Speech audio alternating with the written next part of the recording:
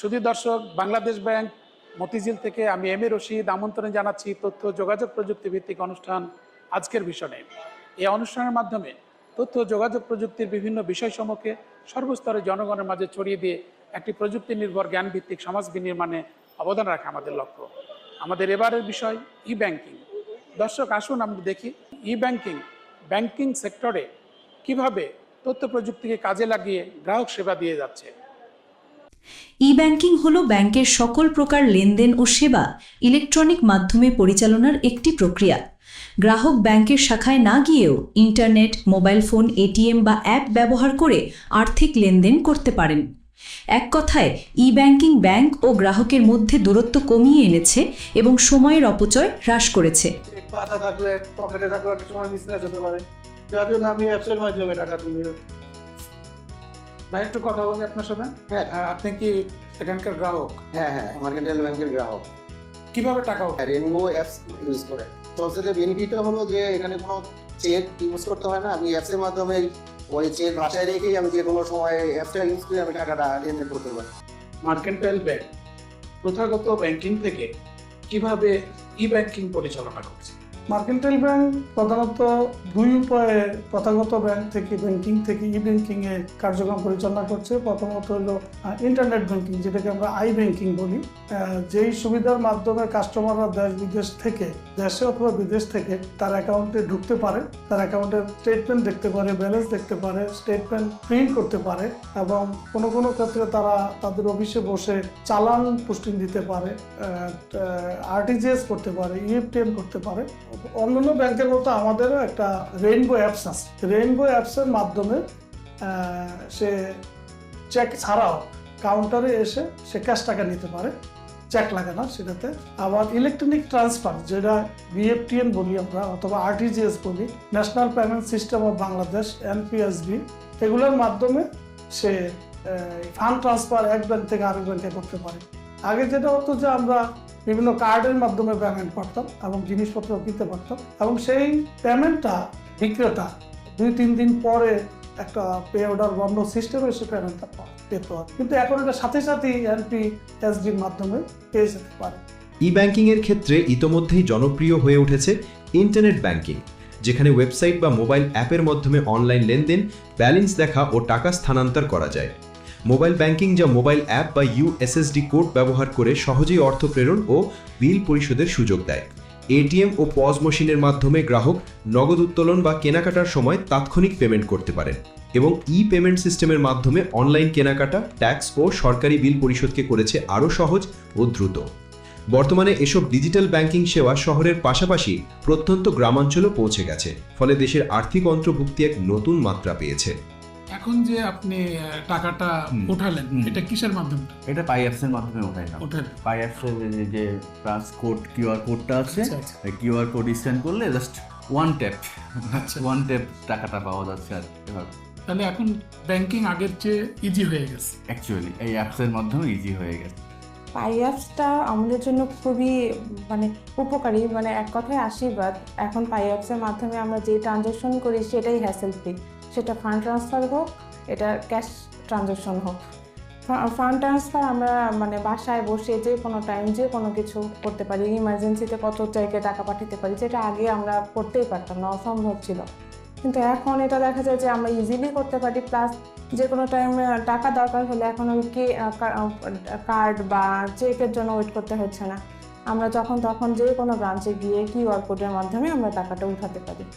প্রথম যখন আমি পাই অ্যাপসটা ইনস্টল করলাম, আমাদের এখানকার মহাখালী ব্রাঞ্চের অফিসার আমাকে, অ্যাকাউন্ট ওপেনিং অফিসার আমাকে শিখিয়ে দিল।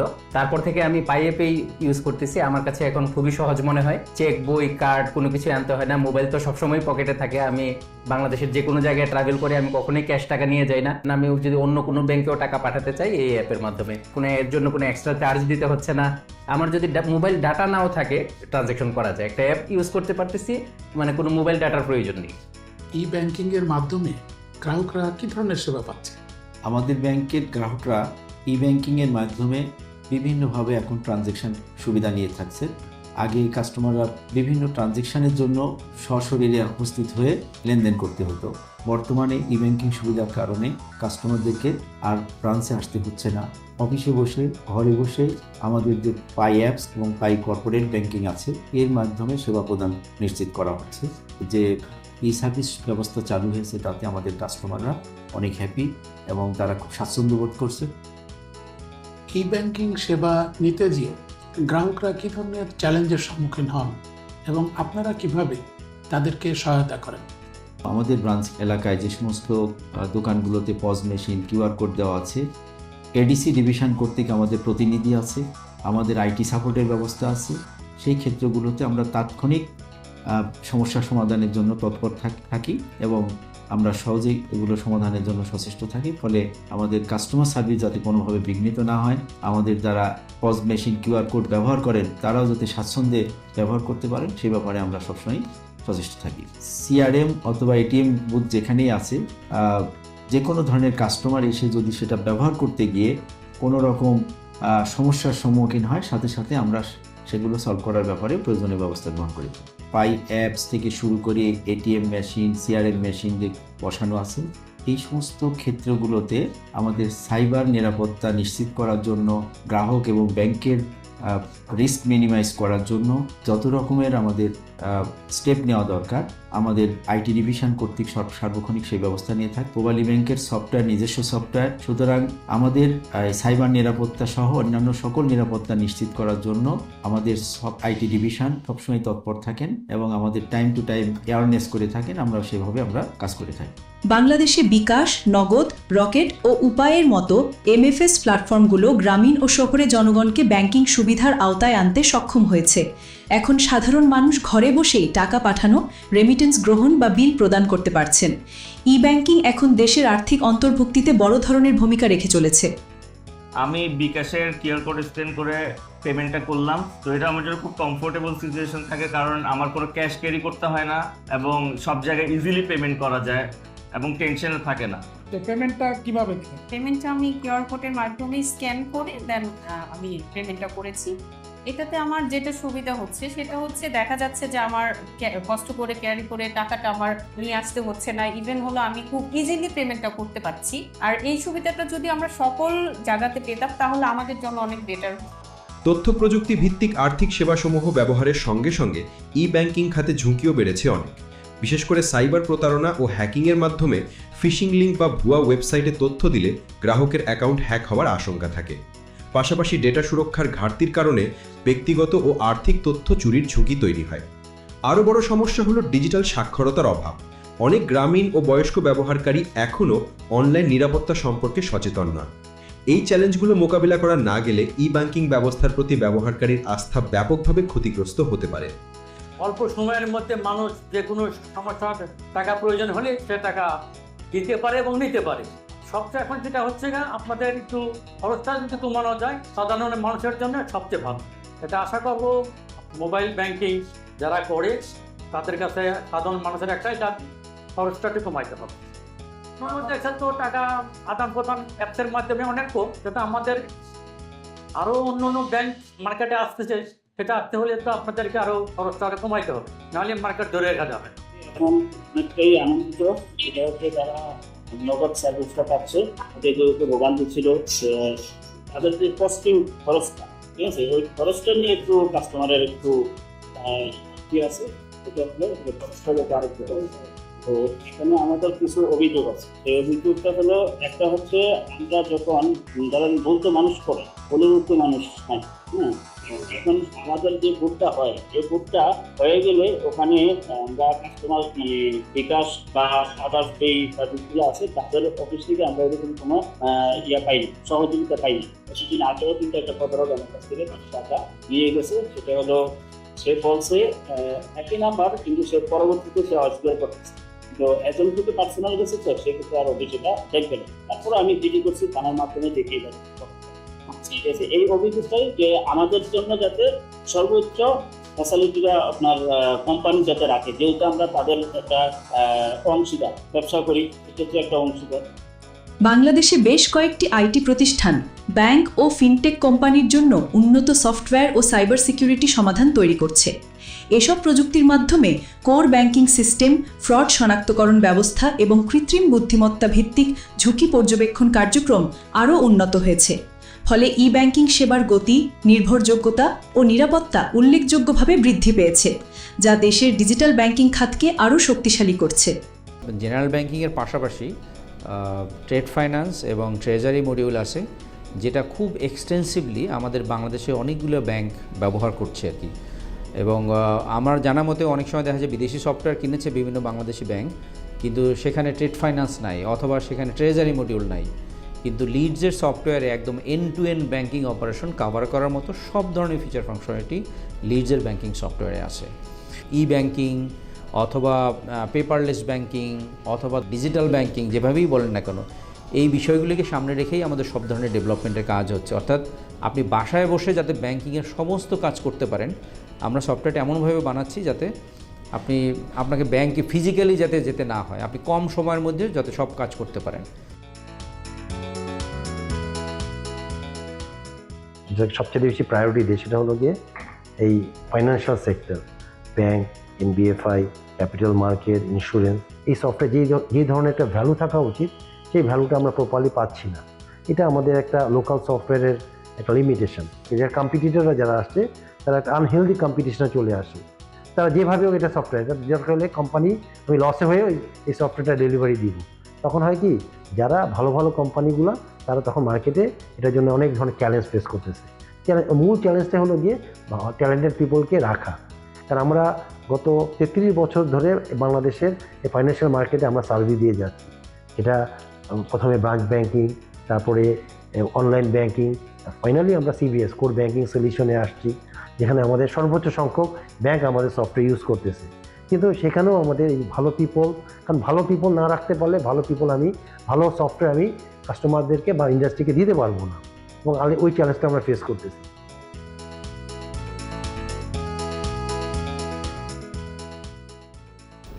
ব্যাংকিং সেক্টরে কোন কোন বিষয় নিয়ে আপনারা কাজ করছেন?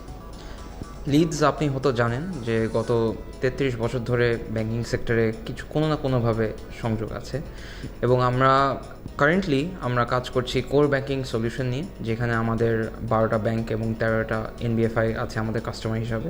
আমার এডুকেশন শেষ করেছি আমি অস্ট্রেলিয়াতে, এবং অস্ট্রেলিয়াতে থাকার টাইমে আমার এক্সপোজার হয় to a very different concept of cashless economy. আমরা বাংলাদেশে ওয়ালেট নিয়ে বের হই, ক্যাশ রাখি, কার্ড রাখি, আইডি রাখি, কিন্তু অস্ট্রেলিয়াতে আমরা জাস্ট বের হতাম একটা ফোন নিয়ে। ফোনের মধ্যেই থাকতো আমার কার্ডস, আমার ক্যাশ, কোনো পেমেন্ট হলেও ফোন দিয়ে করতাম, আইডি বের করতে হলেও ফোন দিয়ে করতাম। আমার অলওয়েজ একটা ইচ্ছা ছিল যে আমরা বাংলাদেশের লিডসের থ্রুতে একটা ক্যাশলেস ইকোনমিকে পুশ করব। এটার জন্যই আমাদের অ্যাপ ডেভেলপমেন্ট এবং নানা ধরনের পার্টনার্সদের সাথে আমরা ক্লোজলি মিট করি, কোলাবোরেট করি in many forms to drive this cashless economy. লিডসে আমরা চেষ্টা করি to become a one stop solution for the banking industry, and এটা আমরা সফল হয়েছে। আপনি জেনে খুশি হবেন যে আমাদের খুব রিজনাল একটা ব্যাংক, রাজশাহী কৃষি উন্নয়ন ব্যাংক, ইনাদের 5 লক্ষ ইউজার্স তাদের ডিজিটাল ব্যাংকিং সফটওয়্যার ইউজ করে, এবং এটা আমাদের জন্য একটা গর্বের বিষয়। যেটা বাংলাদেশে আমাদের একটা লিডিং একটা ইকেওয়াইসি, যেটা অনেক ব্যাংকসও ইউজ করে। এখন আমরা এটা চেষ্টা করছি শুধু ব্যাংকিং ইন্ডাস্ট্রিতে কেন থাকবে, আমরা মুভ করবো অন্য ইন্ডাস্ট্রিতে। কোনো ফর্মের অনবোর্ডিং যখনই হবে তখন আমাদের যেন ইকেওয়াইসিটা ইউজ করা হয়। এর বাইরে আমাদের আছে অ্যান্টি মানি লন্ডারিং সলিউশনস, যেটা ডেভেলপমেন্টে আছে। এগেন আমাদের ট্যালেন্টেড টিম রাতভর কাজ করছে। ব্যবসায়ীরা এখন অনলাইন এলসি, ডিজিটাল পেমেন্ট, বেতন ও ট্যাক্স পরিশোধের মাধ্যমে লেনদেনের সময় ও ঝুঁকি উভয়ে কমিয়ে আনতে সক্ষম হয়েছে। ইন্টারনেট ব্যাংকিংয়ের ফলে আর্থিক কার্যক্রম আগের চেয়ে আরও দ্রুত, নির্ভুল ও স্বচ্ছভাবে সম্পন্ন হচ্ছে। রপ্তানিকারক ও উদ্যোক্তারা আন্তর্জাতিক বাণিজ্য ক্ষেত্রেও সহজে ডিজিটাল ব্যাংকিং সুবিধা গ্রহণ করতে পারছেন, যা দেশের বাণিজ্য সম্প্রসারণ ও অর্থনৈতিক প্রবৃদ্ধিতে গুরুত্বপূর্ণ ভূমিকা রাখতে পারছে। এসিআই ই ব্যাংকিং এবং ডিজিটাল পেমেন্ট সিস্টেমকে কিভাবে ব্যবসায়িক কাজে ব্যবহার করছে? এসিআই বাংলাদেশে one of the largest conglomerate. আমরা বাংলাদেশের প্রান্তিক মানুষগুলি থেকে শুরু করে শহরের মানুষ এবং প্রত্যেকটা শ্রেণী পেশার মানুষের জন্য আমাদের পণ্য ও সেবাগুলিকে তৈরি করি। এই তৈরির প্রক্রিয়ার মধ্যে আমরা সবসময় খেয়াল রাখি কিভাবে মানুষের জীবনমান উন্নয়ন হয়, কিভাবে কর্মসংস্থান হয়, কিভাবে অর্থনৈতিক কার্যক্রমগুলি মানুষের মধ্যে অংশগ্রহণমূলকভাবে করা যায়। এর প্রক্রিয়া হিসেবে ই ব্যাংকিং একটা জোরালো ভূমিকা পালন করছে। বাংলাদেশের একটা বড় সমস্যা ছিল ফাইন্যান্সিয়াল ইনক্লুশন। ই ব্যাংকিংয়ের মাধ্যমে ফাইন্যান্সিয়াল ইনক্লুশনটা ইদানিংকালে অত্যন্ত দ্রুত গতিতে বাড়ছে। আমরা এখন জানি ই ব্যাংকিংকে যদি আমরা চর্চা না করি, যদি আমরা সামনে আগে নিয়ে না যাই, প্রথাগত ব্যাংক দিয়ে আমরা প্রান্তিক মানুষের কাছে পৌঁছতে পারবো না। প্রথাগত ব্যাংক অত্যন্ত ব্যয়বহুল এবং এটা অনেক মানুষের জন্য অত সহায়ক ভূমিকা পালন করছে না। এখানে গ্রাহক দেখতে পাচ্ছে, গ্রাহক ইমিডিয়েট বুঝতে পারছে যে তার ট্রানজ্যাকশনটা, তার লেনদেনটা কোথায় হয়েছে, কার সাথে হচ্ছে। ব্যাংকিং সেবা নিতে যে কোনো সাইবার ঝুঁকির কথা মনে করেন কি? এত সংবেদনশীল ব্যাপার যদি কখনো গ্রাহক একবার তার ঝুঁকিটাকে অভিজ্ঞতার মধ্যে আনে, তখন সেটা একটা ছোঁয়াচে ব্যাপার হতে পারে। সেটা একজন গ্রাহক আরেকজন গ্রাহককে প্রভাবিত করতে পারে। এ করে কিন্তু ই ব্যাংকিংয়ের যে জার্নিটা, এটা বাধাগ্রস্ত হতে পারে। সেজন্য যারা দায়িত্বশীল আছেন, যারা বাণিজ্যিক প্রতিষ্ঠান, যারা বাণিজ্যিক ব্যাংক, কেন্দ্রীয় ব্যাংক, সাইবার যারা দেখেন, তাদের জন্য একটা অত্যন্ত বড় দায়িত্ব হচ্ছে সাইবার সিকিউরিটিটাকে খুব যত্ন সহকারে দেখা, যাতে করে মানুষের অভিজ্ঞতাটা ভালো থাকে, মানুষ যাতে ই ব্যাংকিংয়ের দিকে তার মনোযোগটাকে রাখতে পারে। আমি মনে করি বাংলাদেশের যে ফাইন্যান্সিয়াল ইনক্লুশন, সেইটাকে সামনে আগায় নেওয়ার জন্য ই ব্যাংকিং মুখ্য ভূমিকা পালন করবে এবং সবচেয়ে বড় ভূমিকাটা পালন করবে। বাংলাদেশে ই ব্যাংকিং দ্রুত বিকশিত হচ্ছে।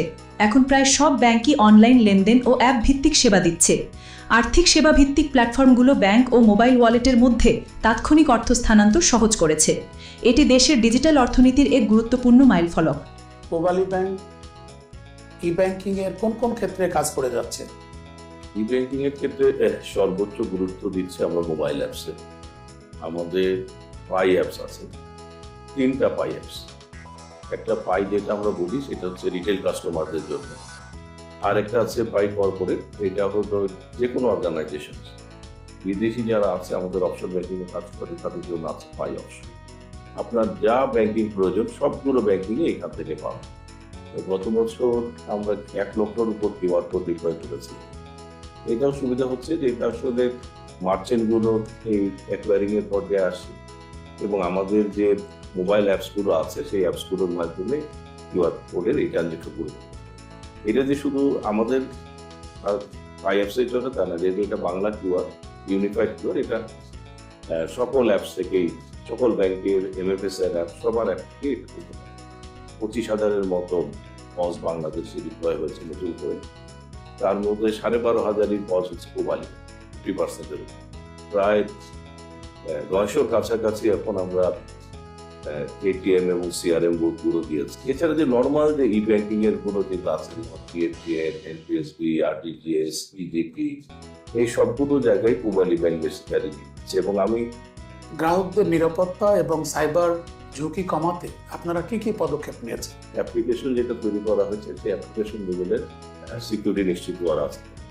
2 নম্বর আমি দেখি যে কাস্টমার ভুল করে হঠাৎ যদি পিন পাসওয়ার্ড শেয়ার করে ফেলে, তাতেও যেন তার কোনো ট্রানজিশন করতে না পারে, সেটা আমি নিশ্চিত করি। মানে আমি সকল জায়গাতে মোটামুটি সিকিউরিটির ক্ষেত্রে 2 ফ্যাক্টর নিশ্চিত না করা পর্যন্ত সেই প্রোডাক্ট মার্কেটে আমরা দিই না। আমি অ্যাপ্লিকেশনের কথা বললাম, দেখুন অনেক জায়গায় অনেক অ্যাডভার্টাইজমেন্টে শুনবো পিন শেয়ার করার সাথে সাথে তার ট্রানজিশন হয়ে গেছে। কিন্তু পূবালী ব্যাংকের ক্ষেত্রে এটা সব, কারণ আমি যে মোবাইলটাতে আপনি নেবেন, আমি যে মোবাইলটাকে বাইক করছি, তার মানে শুধু ইউজার আইডি পাসওয়ার্ড পাইলে হবে না, তার মোবাইলটাকে পেতে হবে, তার অ্যাপসটা পেতে হবে। এই জায়গাগুলোতে আমরা কাজ করতেছি। এটা হলো এক। ব্যাকএন্ডে আবার অনেক ধরনের সিকিউরিটি আছে, নেটওয়ার্কের ক্ষেত্রে সিকিউরিটি আছে, সিস্টেমের ক্ষেত্রে সিকিউরিটি আছে। আবার এই যে অ্যাপ্লিকেশনটা আমরা ছেড়েছি, এই অ্যাপ্লিকেশনকে সিকিউরিটি করার ব্যবস্থা আছে। এই সিকিউরিটির ক্ষেত্রে আমাদের পূবালী ব্যাংকের স্ট্র্যাটেজি একদম স্ট্রেট ফরওয়ার্ড, যে পৃথিবীর আমরা প্রতিটা সিকিউরিটি প্রোডাক্টে যে দেখি পৃথিবীর 1 নম্বর প্রোডাক্ট কোন এই সেক্টরটা। এবং মোবাইল অ্যাপস যখন করেছে, মোবাইল অ্যাপসের যতগুলো ধরনের সিকিউরিটি রাখে, হু আর দ্য নাম্বার ওয়ানস। ঠিক এরকম যখন ওরাকলের কোর ব্যাংকিং করেছে তখন দেখেছি যে সিকিউরিটিতে পুয়ারদানা করেছে। এইগুলোকেও যদি কোনো বাইপাস করতে যায় তাহলে যেন আর্টিফিশিয়াল ইন্টেলিজেন্স করতে পারে, সেই জায়গাটা তো আমরা অনবোর্ড করেছি। মানে আমরা আমাদের ব্যাক এন্ড স্ট্রং না করে, সিকিউরিটি জায়গায় স্ট্রং করে না করে পূবালী ব্যাংক কোনো প্রোডাক্ট মার্কেটে দেয়। উন্নত দেশগুলোতে এআই নির্ভর সিকিউরিটি ব্যবস্থা, শক্তিশালী ডেটা প্রোটেকশন আইন এবং রিয়েল টাইম ফ্রড মনিটরিং চালু আছে। সাম্প্রতিক সময়ে বাংলাদেশ ব্যাংক সাইবার সিকিউরিটি ও সার্ভার সুরক্ষায় উল্লেখযোগ্য অগ্রগতি অর্জন করেছে। ই ব্যাংকিং এর মাধ্যমে বাংলাদেশের আর্থিক অন্তর্ভুক্তি কতটা এগিয়েছে? বাংলাদেশ ব্যাংক ফিনান্সিয়াল ইনক্লুশন করার প্রকল্প হাতে নিচ্ছে অনেক আগে থেকে। প্যারালাল ভাবে আমাদের ব্যাংকিং সেক্টরটাকে কিভাবে ডিজিটাইজ করা যায়, বিশেষ করে আর্থিক যে লেনদেন রয়েছে আমরা পেমেন্টস সেটাকে কিভাবে আরো আধুনিক করা যায়, যোগ্যপ্রযুক্ত করা যায়, সেই পদক্ষেপ গ্রহণ করে। অপ্রাপ্ত বয়স্কদের মাইনর অ্যাকাউন্ট খোলা যেত, কোনো পৃথক অ্যাকাউন্ট খোলার সুযোগ ছিল না। গার্মেন্টসের যে বেতন দিত সেই ক্ষেত্রে বাংলাদেশ ব্যাংক বলল না, শ্রমিকদের বেতন অবশ্যই তাদের ব্যাংকের অ্যাকাউন্ট থাকতে হবে, সব শ্রমিকদের তাদের অ্যাকাউন্টে বেতনটা চলে আসে। Bangladesh bank eco payment culture গড়ে তোলার লক্ষ্য নিয়ে ডিজিটাল পেমেন্ট সিস্টেম ব্যাচ এর অধীনে Bangladesh automated cheque payment system এবং bank Bangladesh electronics fund transfer network হাতে নেওয়া, পরবর্তীতে এনটিএসবি চালু করা, RTGS real time gross settlement, এই কনসেপ্ট এবং এই প্রযুক্তির সাথে সাধারণ মানুষের সম্পৃক্ততায় কিন্তু ই ব্যাংকিং কার্যক্রমটাকে এগিয়ে নেবে এবং যারই ফলস্বরূপ আমাদের এই ফিনান্সিয়াল ইনক্লুশনটাও কিন্তু ব্যাপক বৃদ্ধি পাচ্ছে। এখন অ্যাকাউন্টধারী সাধারণ মানুষের সংখ্যা অনেক। এমএফএস এর মাধ্যমে বিদেশ থেকে যে আমাদের রেমিটেন্স প্রেরণ করে ব্যাংকে, ব্যাংক থেকে কিন্তু এমএফএস এর মাধ্যমে দ্রুততম সময়ের মধ্যে আলটিমেট যারা গ্রাহক বা যারা প্রেরণকারী তার আত্মীয় বা বেনিফিশিয়ারির কাছে টাকা ব্যাংক থেকে আরেক ব্যাংকে টাকা পাঠানো, আরেক ব্যাংক থেকে এমএফএস অ্যাকাউন্টে টাকা পাঠানো, এমএফএস অ্যাকাউন্ট থেকে অন্য কোনো এমএফএস টাকা পাঠানো, এই যে একটা সাথে লেনদেন, এইটা আমরা প্রকল্পটা হাতে নিয়েছি। সাইবার নিরাপত্তা এবং ডাটা লিকেজের ক্ষেত্রে আপনারা কি কি প্রতিরোধমূলক ব্যবস্থা গ্রহণ করছেন? আমাদের ওই নীতিমালায় কিন্তু আইটি সিকিউরিটির উপর সবচেয়ে বেশি জোর দেওয়া। আবার ব্যাংকগুলো যেহেতু ব্যবসাটা ব্যাংকের, ঝুঁকিটা আলটিমেটলি ব্যাংক, অর্থাৎ ব্যাংকও কিন্তু বাংলাদেশ ব্যাংকের নীতিমালার বাইরেও আরো কঠোরভাবে তারা সিকিউরিটি নিশ্চিত করেই এইসব লেনদেন বা এই প্রোডাক্টগুলো তারা লঞ্চ করে থাকে, যাতে কোনোভাবেই গ্রাহক ক্ষতিগ্রস্ত না হয় বা ব্যাংক নিজে এই ফুল সাইবার ক্রাইমের শিকার না হয়। সাইবার অ্যাটাকের সম্মুখীন হওয়ার আশঙ্কা রয়েছে ব্যাংকিং সেক্টর, তখন কিন্তু আমরা আবার স্পেশাল নির্দেশনা জারি করি ব্যাংককে, আপনারা বিশেষভাবে সজাগ থাকবেন, অমুক দিন বা অমুক সময় বা এই কয়টি দিন আপনাদের যাতে আইটি সেক্টরটা সম্পূর্ণ সিকিউর। ই ব্যাংকিং শুধু ব্যাংকিং সেবার আধুনিক রূপ নয়, এটি অর্থনীতির স্বচ্ছতা, গতি ও নিরাপত্তার প্রতীক। বাংলাদেশে এই সেবার সম্প্রসারণ মানুষের জীবনকে সহজতর ও সময়োপযোগী করেছে। তবে এই অগ্রগতিকে টেকসই করতে হলে প্রযুক্তিগত নিরাপত্তা, আইনি কাঠামো ও সচেতনতার সমন্বয় অপরিহার্য।